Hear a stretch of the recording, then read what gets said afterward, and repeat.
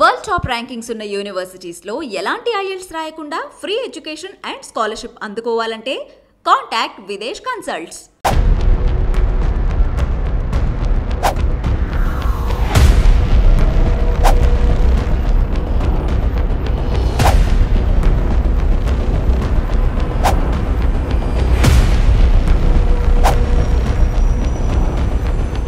నేను 2018 జూన్ 18వ తేదీన మా అబ్బాయి ఇచ్చాడు, నేను కాదు ఇచ్చింది. ఇక్కడ హెచ్డిఎఫ్సి బ్యాంక్ నుంచి ట్రాన్స్ఫర్ చేశాడు, అకౌంట్ ట్రాన్స్ఫర్. మా అబ్బాయి అక్టోబర్ 17 చనిపోయాడు అదే సంవత్సరం. నేను డిసెంబర్లో పోయి అడిగాను, డిసెంబర్లో పోయి అడిగితే చెక్ ఇచ్చాడు, ఇవ్వాల్సిన మాట వాస్తవమే అని.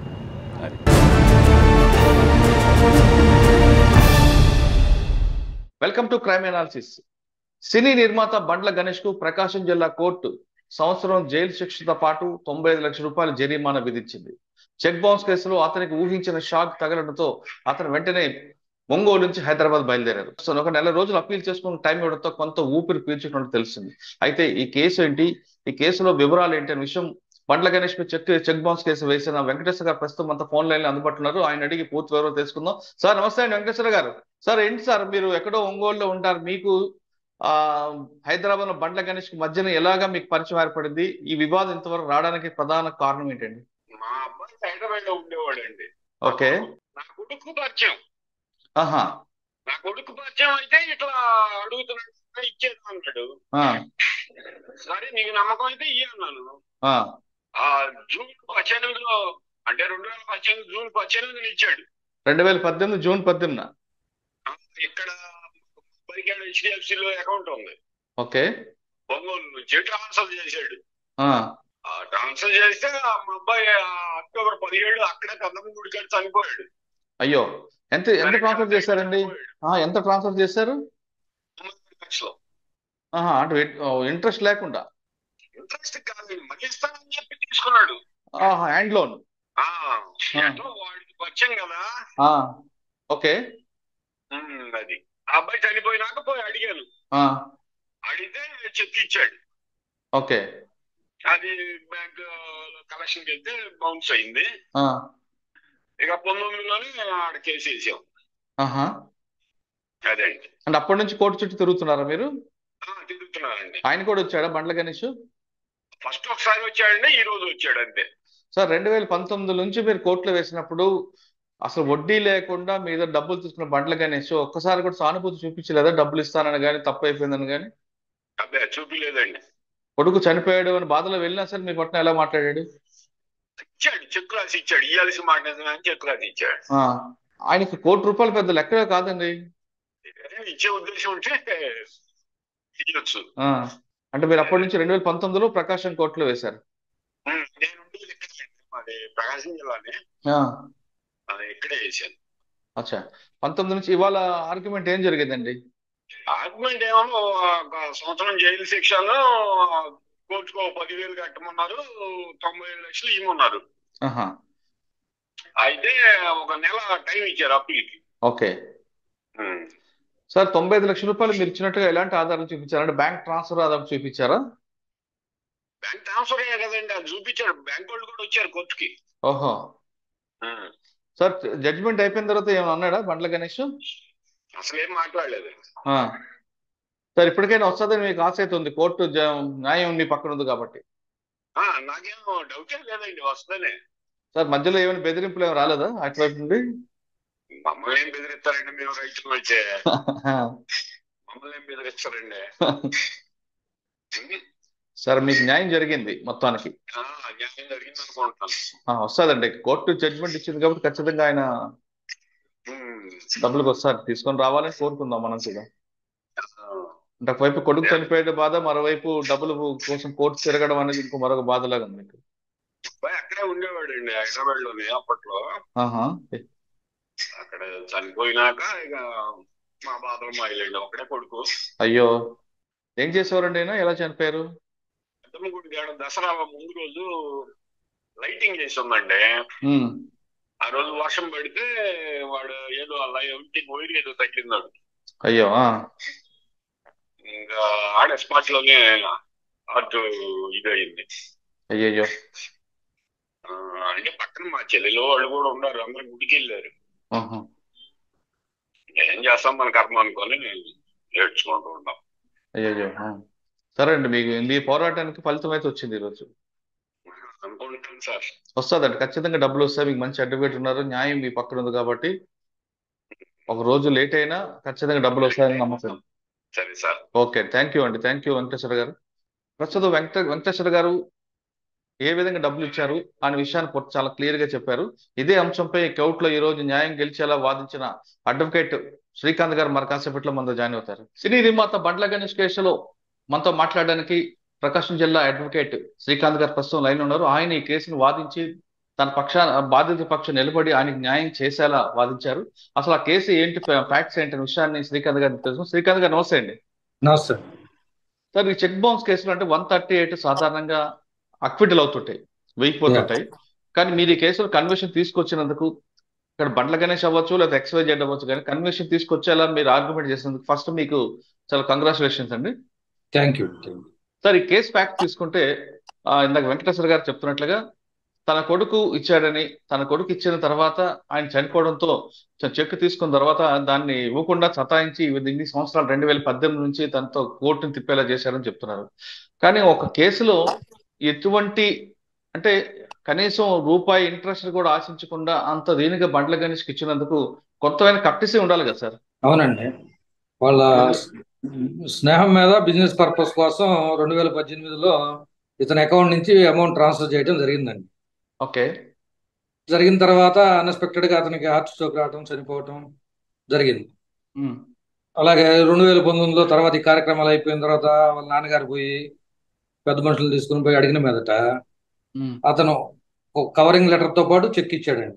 కవరింగ్ లెటర్ ఏంటంటే, మీ అబ్బాయికి ఇవ్వాల్సిన బాకీ తాలూకా నేను ఎక్నాలజ్ చేస్తా, ఈ చెక్ ఇస్తున్నానని ఇవ్వడం జరిగింది. ఓకే. తర్వాత అతను బ్యాంక్ లో అమౌంట్స్ ఉండే వేసుకోమని చెప్పటము, చెక్ బ్యాంక్ లో ప్రజెంట్ చేయటము, బౌన్స్ కావటము అన్ని జరిగినాయి. తదుపరి ఇక ఎన్నిసార్లు బౌన్స్ అయిన తర్వాత పర్సనల్ గాను లీగల్ నోటీస్ ద్వారా గాను ఎన్నిసార్లు అడిగినా కూడా ఎటువంటి రెస్పాన్స్ లేదు. లేని మీదట కోర్టులో కంప్లైంట్ వేయటం జరిగింది. కంప్లైంట్ వేసినాక కూడా అతను కోర్టుకు రాకుండా అతని ఇన్ఫ్లుయెన్స్ ఉపయోగించి చాలా ఇబ్బంది చేయటం జరిగిందండి. ఓకే. తదుపరి మేము కోర్టును ప్రెజర్ చేసి అతని మీద NBW ఇష్యూ చేయించడం, అది ఎగ్జిక్యూట్ చేయించడానికి ప్రయత్నం చేయటం, ఈ ప్రాసెస్ అంతా చాలా కష్టపడాల్సి వచ్చింది. ఓకే.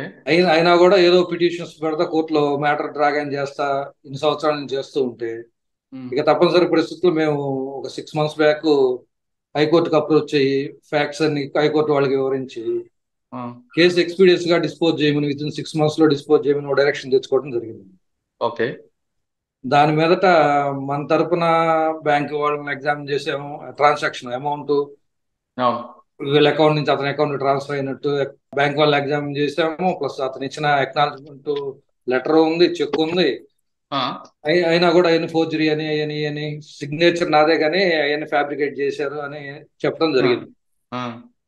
చెప్పడం జరిగిన మీద కోర్టు వారు కూడా ఏంటంటే, ఆల్రెడీ అతను సిగ్నేచర్ అడ్మిట్ అయ్యాడు కాబట్టి వన్స్ చెక్ మీద, అది ట్రాన్సాక్షన్ కూడా లీగల్ ట్రాన్సాక్షన్ కనపడుతుంది. చెక్ మీద సిగ్నేచర్ అడ్మిట్ అయ్యి ఎవరో థర్డ్ పార్టీస్ ని తీసుకొచ్చి వాళ్ళకి ఇచ్చిన చెక్ ను మీరు ఇట్లా మిస్యూజ్ చేసి వేశారు, మీకేం బాకీ లేదు అనే దాని మీద ఇన్ని రోజుల నుంచి నడుపుతా వచ్చారండి.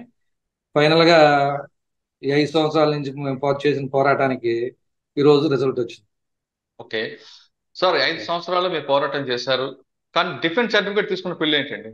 పిల్లి డిఫెన్స్ సర్టిఫికేట్ అంటే ఇతను బిజినెస్ పర్పస్ మీద వేరే వాళ్ళకి ఎవరికో సెక్యూరిటీ పర్పస్ మీద ఈ చెక్ ఇచ్చాడని, ఓకే, దాన్ని మనం ఫిలప్ చేసుకుని వేసామని ప్లీ తీసుకున్నారు డిఫెన్స్ సర్టిఫికేట్స్. ఓకే. కానీ వాళ్ళ తరపున ఎవిడెన్స్ ఏం పెట్టాల. ఈవెన్ ముద్దాయి కూడా బోన్లోకి వచ్చి సాక్ష్యం చెప్పడం కూడా జరగల. వన్స్ సిగ్నేచర్ చెక్ మీద సిగ్నేచర్ అడ్మిట్ అయితే బర్డెన్ కంప్లీట్ గా shifted on the accused. Right. అతను ప్రూవ్ చేసుకోవాలి, లేదు నేను లీగల్ అతనికి అటువంటి బాకీ లేదు, ఈ చెక్ నేను అతనికి ఇచ్చింది కాదనేది ప్రూవ్ చేసుకోవాల్సిన పూర్తి బాధ్యత అతని మీద ఉంటుంది. ఈ చెక్ బౌన్స్ కేసెస్ లో సిగ్నేచర్ కనుక అడ్మిట్ అయితే వన్స్ చెక్ మీద ముద్దాయి, అది కత్తి మీద సాగు లాంటిది. పూర్తిగా సాక్ష్యాధారాలు ఏమీ లేకుండా ముద్దాయి దగ్గర చెక్ మీద సిగ్నేచర్ అడ్మిట్ కావడం జరిగింది ఈ కేసులో. ఓకే. అది మనం మిస్యూజ్ చేసామని కానీ మనకి అతను ఎటువంటి బాకీ లేదనేది కానీ అతను కోర్టులో రుజువు చేయలేకపోయాడు. ఇంకా పూర్తిగా కేసు అంతా అతని మీదకి వెళ్ళిపోయింది. వన్స్ మనం కనుక ఇనిషియల్ బర్డన్ మన మీద ప్రూవ్ చేసుకుంటే, మనం అమౌంట్ ఇచ్చినట్టు ట్రాన్సాక్షన్, అతను చెక్ ఇచ్చినట్టు రెండు రుజువు చేసుకోగలిగితే చెక్ కేసుల్లో ఇంక బర్డన్ షిఫ్టెడ్ అంది అక్యూజ్. ఓకే సార్, డిఫెన్స్ వాళ్ళు మీ వేరే వాళ్ళకి ఇచ్చిన చెక్ ని వేసుకున్నారని చెప్తున్నారు, కానీ కవరింగ్ లెటర్ ఉంది కదండి. కవరింగ్ లెటర్ కూడా మీరు వైట్ పేపర్ దాని మీద మీరే ఫిల్అప్ చేసుకుని వేసుకున్నారు. మా సిగ్నేచర్స్ వేరే వాళ్ళ దగ్గర ఉన్నాయి, సెక్యూరిటీ పర్పస్ మీద ఇచ్చినవి. ఈ చెక్కు రెండు వాళ్ళ దగ్గర తీసుకుని యూజ్ చేశారని అంటారండి. కానీ అది అదేమి రుజువు చేయలేకపోయారు. థర్డ్ పార్టీ ట్రాన్సాక్షన్ ఉంది, వాళ్ళు మనకి ఇచ్చారనే విషయం. ఓకే సార్, సాధారణంగా అంటే బండ్ల గణేష్ కేసే కాకుండా కాస్త పక్కన పెడితే ఒక 138 చెక్ బౌన్స్ కేసులో బాధితులు డబ్బులు ఇచ్చేటప్పుడు ఎటువంటి జాగ్రత్తలు తీసుకుని ఇవ్వాలండి? సాధారణ ఫ్రెండ్షిప్ లో నడుస్తుంటాయి, హ్యాండ్ లోనే తీసుకుని ఇస్తుంటారు. సడన్ గా ఇటువంటి ఇష్యూస్ జరుగుతుంటాయి. జరిగినప్పుడు ఒకసారి కొంతమంది బండ్ల గణేష్ చెక్ ఇచ్చారు, కానీ మరి కొంతమంది నీ కొడుక్కి నాకు సంబంధం లేదు కొన్ని రివర్స్ అయిన కూడా కొంతమంది ఉంటారు. ఫస్ట్ ఆఫ్ ఆల్ ఏంటంటే ఎన్ఐ యాక్ట్ కేసెస్ అనేది రికవరీ కేసు అనేది కాదు, సివిల్ కేసు కాదు, ఇది కంప్లీట్లీ క్రిమినల్ కేసు. చెక్ ఇచ్చేదే ఎప్పుడంటే ఆల్రెడీ బాకీ ఉంటే బాకీ తీర్చడం నిమిత్తమే చెక్ ఇస్తారు. గతంలో ఇచ్చిన బాకీ అకౌంట్ ట్రాన్సాక్షన్ అన్నా జరిగి ఉండాలి, లేదంటే ఏదైనా ప్రామిసరీ నోట్ అయినా ఎగ్జిక్యూట్ చేసుకొని ఉంటే గతంలో అమౌంట్ ఇచ్చినప్పుడు ప్రాపర్ గా ఆ బాకీ మనం డిమాండ్ చేసినప్పుడు క్యాష్ బదులు చెక్ ఇస్తాడండి. చెక్ మనకి వన్స్ అతను చెక్ రాసి ఇచ్చిన తర్వాత ఆ చెక్ డేట్ వేసిన తర్వాత చెక్ డేట్ మీద నుంచి 3 months వ్యాలిడిటీ ఉంటుందండి చెక్. 3 months లోపు మనం బ్యాంక్ లో ప్రజెంట్ చేసుకోవచ్చు చెక్ డేట్ దగ్గర నుంచి. 3 months లోపు ప్రజెంట్ చేసిన తర్వాత చెక్ కోర్టు నుంచి బ్యాంక్ నుంచి బౌన్స్ అయి వచ్చినాక బ్యాంక్ వాళ్ళు ఒకవేళ ఏదైనా కారణాల వలన చెక్ రిటర్న్ చేస్తారు. అమౌంట్స్ లేవు అని కానీ, లేకపోతే అతను మనకి చెక్ ఇచ్చి వాంటెడ్ గా అతను తర్వాత అకౌంట్ క్లోజ్ చేయటం కానీ, లేదంటే బ్యాంకులో పోయి స్టాప్ పేమెంట్ ఇవ్వటం కానీ, ఇవన్నీ చేస్తుంటారు. రకరకాల జిమ్మిక్కులు ఉన్నాయి ఈ మధ్య కాలంలో. ఏ పర్పస్ మీద చెక్ రిటర్న్ అయినా కూడా చెక్ బ్యాంక్ వాళ్ళు ఏం చేస్తారంటే మనకి కవరింగ్ లెటర్ లో దాంట్లో రీజన్స్ మెన్షన్ చేసి పలానా కారణం వల్ల అకౌంట్ స్టాప్ పేమెంట్ ఇచ్చాడా, లేకపోతే అకౌంట్ క్లోజ్ చేశారా, ఫండ్స్ లేవా, ఏదో రీజన్ మీద రిటర్న్ ఇస్తారండి. ఇచ్చినాక 30 days లోపు మన అడ్వకేట్ ని కలిసి లీగల్ నోటీస్ ఇవ్వాలండి. ఆ లీగల్ నోటీస్ అతనికి రిసీవ్ అయినాక మనం 15 days వెయిట్ చేయాలి పేమెంట్ కోసం. ఈ 15 days లోపు అతను పేమెంట్ ఇవ్వకపోతే నెక్స్ట్ 30 days లోపు మనం కన్సర్న్ కోర్టులో క్రిమినల్ కంప్లైంట్ దాఖలు చేస్తామండి. Section 200 and 200 CrPC and 138 of N act కింద కంప్లైంట్ ఫైల్ చేస్తాం. ఈ కంప్లైంట్ ఫైల్ చేసిన తర్వాత ఈ ప్రాసెస్ లో కోర్టు వాళ్ళు కంప్లైంట్ లో మన అన్ని స్టాట్యుటరీ ప్రొవిజన్స్ అన్ని ఫాలో అయ్యావా లేదా చూసి నెంబర్ ఇచ్చి కాగ్నిజెన్స్ తీసుకుంటారు. తీసుకొని అతనికి నోటీస్ ఇస్తారండి. నోటీస్ ఇచ్చిన తర్వాత అతను అపీర్ అయిన తర్వాత కోర్టు వాళ్ళు అతను ముద్దాయి దగ్గర నుంచి షూరిటీలు అడుగుతారండి. 2 షూరిటీస్ అంటే రెగ్యులర్ గా అటెండ్ కావడానికి అతను థర్డ్ పార్టీ కింద షూరిటీస్ 2 అడుగుతారు. తరువాత ఇప్పుడు రీసెంట్ అమెండ్మెంట్ ప్రకారం చెక్ ఆల్రెడీ నెంబర్ అయ్యి అపీరెన్స్ అయిన తర్వాత కోర్టు వారు 20% వరకు ఇంటీరియం కాంపెన్సేషన్ గా అవార్డ్ చేయొచ్చండి చెక్ అమౌంట్ లో. 10 to 20% అది description of the court recent amendment ప్రకారం. అది కంప్లైనెంట్ కి ఇంటీరియం రిలీఫ్ కింద 20% వరకు అతన్ని అక్యూజ్డ్ ని కంప్లైనెంట్ కట్టమని చెప్పి అడగవచ్చు. ఇది ప్రాసెస్. ఈ తర్వాత బోత్ పార్టీస్ ఎవిడెన్స్ ఎడిట్ చేసుకోవటం ఎంత జనరల్ ప్రాసెస్. ఓకే సార్, మీరు చెప్పినట్లు కాకుండా కొంతమంది ఏం చేస్తారంటే చెక్ ముందే అంటే కాన్స్పరెన్సీ డబ్బులు ఇవ్వకూడదు ఉద్దేశంతోనే లెఫ్ట్ హ్యాండ్ సంతకం పెడతారు. జనరల్ గా బ్యాంక్ లో రైట్ హ్యాండ్ ఉంటుంది, కానీ వాడు ఎగ్గొట్టాలని ఉద్దేశంతో లెఫ్ట్ హ్యాండ్ సంతకం పెట్టి చెక్ ఇస్తాడు. బ్యాంక్ వెళ్ళిన తర్వాత సైన్ నాట్ మ్యాచ్ అని వస్తుంది, ఇన్సఫిషియెంట్ ఫండ్స్ అని రావు. వాట్ ఎవర్ రీజన్, ఆ రీజన్ మీద అయినా కూడా ఎన్ యాక్ట్ ఫైల్ చేసుకోవచ్చు. చేసుకోవచ్చు. తర్వాత కావాలంటే సిగ్నేచర్ కంపారిజన్ పంపించినప్పుడు ఆ స్ట్రోక్స్ అర్థమైపోతాయి. ఈవెన్ మనం cheque issued in our presence కదా, అది లెఫ్ట్ హ్యాండ్ తో పెట్టాడా రైట్ హ్యాండ్ తో పెట్టాడా అనేది వీ కెన్ అసెస్. కాబట్టి మనం దాప్లీ తీసుకోవచ్చు, తీసుకొని దాన్ని కూడా కంపారిజన్ పంపిస్తే ఆ స్ట్రోక్స్ వస్తాయండి. ఎక్స్పర్ట్ పంపించినప్పుడు అది మ్యాచ్ అవుతుంది. సిగ్నేచర్ మ్యాచ్ అయితే ఇంకా లైబిలిటీ అతని మీదకి వెళ్ళిపోతుంది. రైట్ అండి. అంటే ఇకపై ఎవరైనా డబ్బులు ఇచ్చేటప్పుడు ఎటువంటి జాగ్రత్తలు తీసుకొని ఇవ్వాలంటారు? డబ్బులు ఇచ్చేటప్పుడు సరిపోతుంటారా? చెక్కు అనేది డబ్బులు ఇచ్చేటప్పుడు తీసుకోరండి ఎవరు. అయితే అట్లా చెక్కు ప్రామిసరీ నోట్ ఒకేసారి తీసుకుంటున్నట్టు కనుక చెప్తే మనము ఎన్ఐ యాక్ట్ నిలబడదు. అవునా? ఓకే. ఆ చెక్ అనేది ఎప్పుడంటే మనం వన్స్ డబ్బులు ఇచ్చేటప్పుడు ప్రామిసరీ నోట్ ఎగ్జిక్యూట్ చేయించుకుంటాము. మనం దాని తాలూకా డబ్బులు అడిగినప్పుడే in alternative negotiable instrument act కింద డబ్బులు బదులు చెక్ ఇస్తారు. బ్యాంక్ లో అమౌంట్ ఉంటే మీరు డ్రా చేసుకోండి అని. అంతేగాని ఒకేసారి మనం అమౌంట్ ఇచ్చేటప్పుడే చెక్కు నోటు కనుక తీసుకున్నామని చెప్పి మనం కనుక అడ్మిట్ అయితే ఆ చెక్కుకు వాల్యూ ఉండదు. చెక్కు ఇష్యూ చేయాలంటే ఆల్రెడీ లీగల్ ఎన్ఫోర్సబుల్ డెట్ ఉండాలి. కానీ కొంతమంది హ్యాండ్ లోన్ తీసుకొని షూరిటీ కోసం చెక్లు ఇస్తుంటారండి. ఈ చెక్ కాసేపు పెట్టుకోండి మీ దగ్గర, తర్వాత అమౌంట్ ఇచ్చినప్పుడు నాకు చెక్ రేట్నే ఉండండి. అవి ఎట్లయినా కూడా మనం అమౌంట్ ఇచ్చేటప్పుడు చెక్కు తీసుకున్నాం అనేది అది చట్ట ప్రకారం చెల్లదండి. చెక్ ఎప్పుడు చెక్ ఇస్తామంటే మనం అవతల వాడిని మనం డబ్బులు అడిగినప్పుడు, మనకి బాకీదారుని మనం డబ్బులు అడిగినప్పుడు in alternative cash issued cheque. అంతేగాని చెక్కు తీసుకొని డబ్బులు అప్పు ఇవ్వడం కరెక్ట్ కాదు. ప్రామిసరీ నోటు ఎగ్జిక్యూట్ చేసుకొని అప్పు ఇవ్వాలి. ఆ డబ్బులు రిటర్న్ ఇచ్చేటప్పుడు బై క్యాష్ కానీ లేదంటే త్రూ చెక్ కానీ తీసుకోవచ్చు. కానీ కొన్ని సంస్థలు ముందే ప్రామిసరీ నోటు చెక్ తీసుకుంటాయి కదండి. తీసుకుంటాయి, వాళ్ళు తీసుకుంటారు కానీ వాళ్ళు డేట్స్ మట్టికి తర్వాత సబ్సిక్వెంట్ డేట్స్ వేసి ఫిలప్ చేస్తారండి. కాబట్టి మనం ముందుగా ఇచ్చినట్టు మనం రుజువు చేయలేం కదా. ఎక్కడ మన అగ్రిమెంట్ లో మనం ఎంటీ చెక్స్ ఇచ్చామని కానీ ఇవన్నీ ఉండవు. వాళ్ళు మనం ఒక బ్యాంక్ వాళ్ళే తీసుకుంటారు చెక్స్, లేదా ప్రైవేట్ ఇన్స్టిట్యూషన్స్ ఎంటీ చెక్స్ తీసుకుంటారు. ఎక్కడ మనం చెక్స్ వాళ్ళకి ఇచ్చినట్టు ఎట్లా మెన్షన్ చేయరు. మనం ఎప్పుడో డిఫాల్ట్ అయ్యి బాకీ ఉన్నప్పుడు ఆ చెక్ ఆ డేట్ తో ఫిలప్ చేసుకొని ఆ అమౌంట్ పర్టికులర్ అమౌంట్ మెన్షన్ చేసి దాంట్లో మనం అప్పుడు ఇచ్చినట్టు బాకీ అడిగితే చెక్ ఇచ్చినట్టే రాసి మెన్షన్ చేస్తారు. Okay sir. మరి కొంతమంది చెక్కులు తీసుకుంటారు కొన్ని ఫైనాన్స్ కంపెనీలు. తీసుకున్న తర్వాత అవతల వ్యక్తి డిఫాల్టర్ అయితే ఆ చెక్కుని ఆయన ఉన్న ఏరియాలో కాకుండా వేరే వాళ్ళ ద్వారా వేరే ప్లేస్ లో ఇస్తుంటారు. అటువంటి చెక్కులు చెల్లుతాయా? చెల్లుతాయండి. ఇప్పుడు అవునా? అంటే ఆయన సంబంధం ఉండదు, ఇచ్చిన వ్యక్తి ఈయన కాదు. ఏ అనేవాడు అప్పు ఇస్తాడు బి అనే వ్యక్తికి, కానీ తర్వాత ఏకి బికి మధ్య డిఫరెన్స్ వచ్చినప్పుడు ఏ అనే వ్యక్తి సికి చెక్ ట్రాన్స్ఫర్ చేసి సి ద్వారా వేరే ప్లేస్ లో ఇస్తాడు. కానీ సికి బికి ఎలాంటి సంబంధాలు ఉండవు.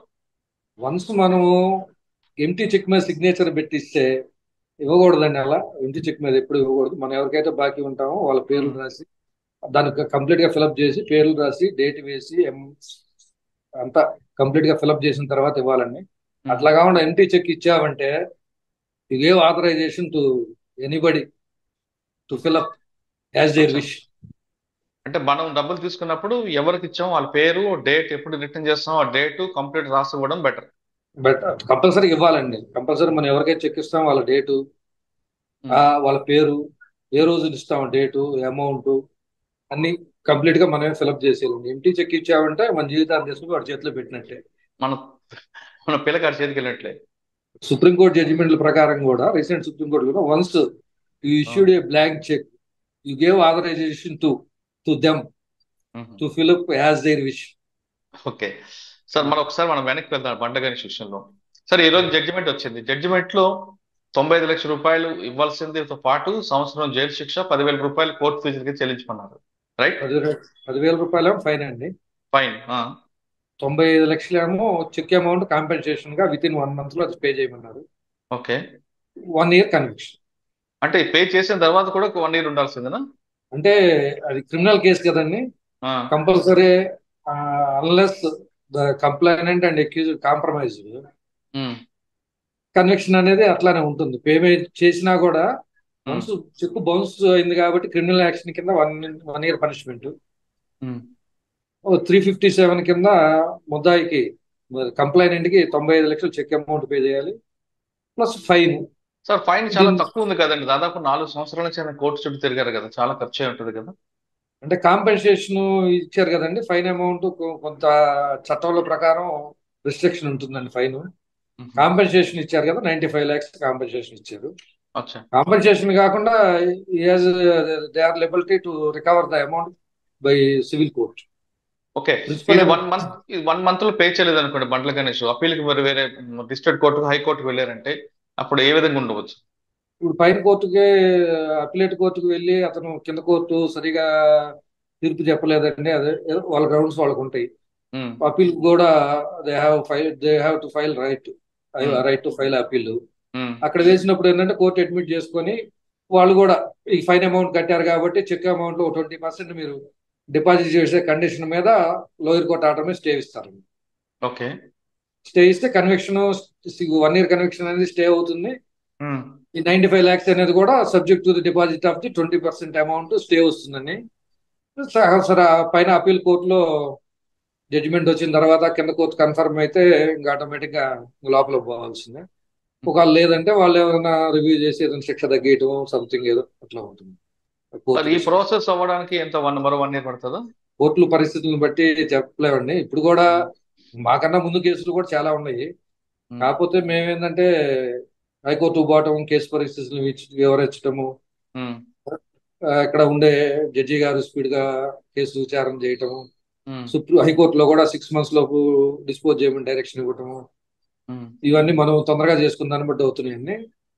జిల్లా కోర్టులో పోతే కోర్టులు ఖాళీగా లేకుండా జడ్జెస్ ఉండి అంతా ఉండి అయితే 1 year 1.5 year లో డిస్పోజ్. ఒకవేళ హైకోర్టు కూడా కింద కోర్టు ఇచ్చిన జడ్జిమెంట్ ని అప్రూవ్ చేస్తుంది అనుకోండి, అప్పుడు ఏమవుతుంది?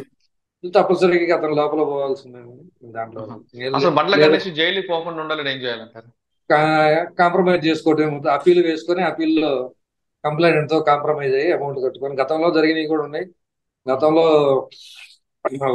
7 years back 5-6 years back Hyderabad లో ఒక కేసులో ఇట్లాంటి కన్విక్షన్ పడింది. సబ్సిక్వెంట్ గా అప్పీల్ పోయి అప్పీల్ పెండింగ్ ఉండగా కాంప్రమైజ్ లోక్ అదాలత్కి పంపించుకొని కాంప్రమైజ్ చేసుకోవచ్చు అండి. అప్పుడైనా అప్పీల్లో కూడా బోత్ పార్టీస్ అగ్రీస్ అయితే లోక్ అదాలత్ పంపించి సెటిల్ చేసుకోవచ్చు. Compoundable offence. ఓకే సార్, ఇప్పుడు ఈ కేసులో బండ్ల గణేష్ నిజంగా డబ్బులు లేక ఆపుతున్నాడా, లేదు చెక్ నేను ఇల్లీగల్ గా ఆయన పవర్ లేదు కాబట్టి వెళ్ళాడని ఆపుతున్నాడండి? మీకు మీకు అనిపిస్తుంది? అంటే డబ్బులు లేకేం కాదండి, డబ్బులు ఉన్నాను. అతను జనరల్ గా అతని యాటిట్యూడే ఇది. గతంలో కూడా అతని మీద చాలా యాక్ట్ కేసులు ఉన్నాయి. ఏదైనా చివరికి వచ్చి కన్విక్షన్ పడి కాన్బట్ పరిస్థితిలోనే అతను అమౌంట్ కడతాడండి. అప్పుడు దాకా ఇచ్చిన వాళ్ళు ఏదో విధంగా హెరాస్ చేయటము ఇవన్నీ చేస్తా ఉంటాడు. అతని దగ్గర డబ్బులు లేకపోవడం అనేది లేదండి. డబ్బులు ఉన్నాయి కానీ సతాయించాలనుకుంటున్నాను. మంచి బిజినెస్ మ్యాన్, పౌల్ట్రీ ఫార్మ్స్ ఉన్నాయి బాగా. సార్, ఇప్పుడు ఈ కేసులో బండ్ల గణేష్ ఉన్నాయా లేవని కాస్త పక్కన పెడితే, మీరు చెప్తున్నట్లుగా డబ్బులు ఉండి కానీ లేకపోయినా చేసినా రేపు కోర్టుకి అంటే 1 month కోర్టు టైం ఇచ్చింది. 1 month లోగా వెళ్ళాలా? ఒకవేళ 1 month ఒకవేళ దాటిపోయింది అనుకోండి, వేరే బిజినెస్ లో పడి అప్పుడు ఏమవుతుంది? 1 month దాటిపోతే ఇంకా లోయర్ కోర్టు ఆర్డర్ ఎగ్జిక్యూట్ అవుతుంది. అచ్చా, కానీ కింద ఇప్పుడు మీ క్లయింట్ ఈ కోర్టులో ఎటువంటి పరిస్థితుల్లో కూడా దీనికి యాక్సెప్ట్ చేయొద్దు అంటే ఏమైనా హైకోర్టు వీని వెళ్ళొచ్చా? అంటే మనం అట్లా ఉండదండి. మనం వాళ్ళకి అట్లా రైట్ టు ఫైల్ అప్పీల్ ఉండిద్ది. కింద కోర్టు ఆర్డర్ మీద సమీక్షకు పోవచ్చు వాళ్ళు. మనం కాకపోతే మనం పోయి ఏం చేస్తామంటే, మనం అమౌంట్ డిపాజిట్ ఎక్కువ పర్సెంటేజ్ ఆఫ్ అమౌంట్ డిపాజిట్ చేయమని, పలానా కండిషన్స్ ఇంపోజ్ చేయమని మనం కోర్టును రిక్వెస్ట్ చేయొచ్చు. కోర్టు చట్ట ప్రకారం చట్ట పరిధిలో వాళ్ళు కోర్టు వాళ్ళు మూవ్ చేస్తారు. మనం ఏదైనా ఉంటే మన కేసు పరిస్థితిని బట్టి కొద్దిగా స్పీడీ డిస్పోజల్ కి మనం ట్రై చేయొచ్చు. ఆల్రెడీ అది జనరల్ ఇష్యూ కాబట్టి అతని యాటిట్యూడ్ కూడా ఇంతవరకు కోర్టులో దాదాపు 5 years జరుగుతుంటే only appearing 3 or 4 times court, అది కూడా కోర్టు కండిషనల్ ఆర్డర్ పాస్ చేసి తప్పనిసరిగా రావాలని దాని మీదే వచ్చాడండి. అతని యాటిట్యూడ్ కూడా కోర్టు వారు పూర్తిగా అబ్జర్వ్ చేసినట్టు అనుకోవచ్చు. ఓకే సార్, ఫైనల్ గా చెప్పండి సార్, ఇటువంటి సంఘటనలు ఇకపై జరగకుండా ఉండాలంటే అంటే డబ్బులు ఇచ్చే వ్యక్తి ఎలాంటి జాగ్రత్త తీసుకోవాలి? డబ్బులు ఇచ్చేటప్పుడు ప్రాపర్ గా ప్రామిసరీ నోట్ ఎగ్జిక్యూట్ చేయించుకోవటం కానీ, మీ ప్రెజెన్స్ లో అన్ని జరిగేటట్టు చూడాలి. అలాగే ముద్దాయిలు కూడా ఎవరైనా అప్పు తీసుకునే వాళ్ళు కూడా చెక్ ఇష్యూ చేసేటప్పుడు కానీ, లేకపోతే ప్రొనోట్ మీద సంతకాలు పెట్టేటప్పుడు కానీ కంప్లీట్ గా మీరు ఎవరి దగ్గర అయితే బాకీ తీసుకుంటున్నారో ఆ పర్టికులర్స్ ఎంత అమౌంట్ అయితే తీసుకుంటున్నారో, ఏ రోజు అయితే తీసుకుంటున్నారో అవన్నీ తప్పనిసరిగా ఫిలప్ చేసి ఇవ్వండి. గుడ్డిగా సంతకాలు పెట్టి ఇవ్వద్దు. అదేగా డబ్బులు ఇచ్చేవాళ్ళు కూడా ప్రాపర్ గా చట్ట పరిధిలో అన్ని మీకు తెలియకపోతే దగ్గరలో ఉన్న న్యాయవాదులను కానీ ఎవరైనా తెలిసిన వాళ్ళ సలహాలు తీసుకొని ప్రాపర్ గా చట్ట ప్రకారం ప్రొసీడ్ అయితే ఇచ్చిన వాళ్ళకి నష్టం ఉండదు, తీసుకునే వాళ్ళకి ఎటువంటి నష్టం ఉండదు. ఓకే, ఇకపై డబ్బులు ఎవరైనా ఇచ్చినా తీసుకున్నా లీగల్ గా కరెక్ట్ గా చూసుకొని ఇవ్వాలంటున్నా శ్రీకాంత్ గారు. ఒకవేళ మనకు అవసరం ఉంది కదా అని వాళ్ళు ఎక్కడ పెట్టమంటే సంతకాలు పెడితే తర్వాత అది మీ మెడకు చుట్టుకోవడం ఖాయం అంటూ శ్రీకాంత్ గారు చెప్తున్నారు. తీసుకున్న వ్యక్తి కూడా ఇచ్చే వ్యక్తి యొక్క అలసను తీసుకొని ఎక్కడ పడితే సంతకాలు పెట్టించుకోకుండా ప్రాపర్ గా లీగల్ గా వెళ్తే మీ డబ్బులు మీకు ఎక్కడికి పోవంటూ శ్రీకాంత్ గారు సూచిస్తున్నారు. ఇది బండ్ల గణేష్ విషయంలో కేసులో శ్రీకాంత్ గారితో ఎక్స్క్లూజివ్ ఇంటర్వ్యూ. వచ్చే వారం మరో గెస్ట్తో మళ్ళీ కలుద్దాం. అంతవరకు నమస్తే. Thank you sir. Thank you Srikanth గారు. ఈ డిబేట్ లో పాల్గొన్న బాధితులు వెంకటేశ్వర గారికి మీకు ప్రత్యేకంగా ధన్యవాదాలు.